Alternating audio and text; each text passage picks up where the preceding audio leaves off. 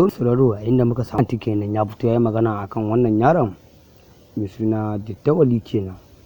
To bai sauraro wannan labarin yana zuwa ma a cikin wannan sabuwar tasha mai suna Arewa Hausa Top TV.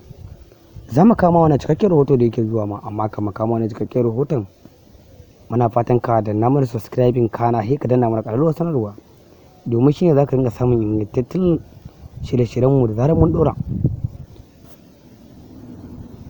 To fa mai sauraro wannan labarin da yake zuwa ma na dan anti kenan ya fito ya yi maganganu akan wanda suke zagin sa ga wannan ɗabi'u da ya sa gaban sa.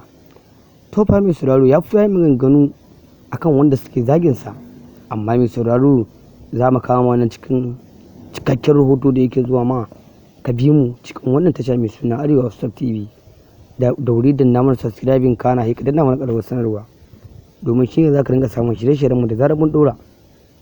To mai sauraro wannan labarin yana zuwa ma kai tsaye da ka sa idan ka da har ka buɗe wannan bidiyon ka tsaya ga cikin wannan bidiyon ka ƙarshen bidiyon na ga abin da yake faruwa. Dan anti ya fito ya magana akan wanda suke zagin sa game da wannan ɗabi'u da ya riƙe. Wannan halaye da yake dan anti halaye ne wasu suna cewa ba daidai ba, wasu kuma yana ganin hanya ce mai kyau da ya sa gaba.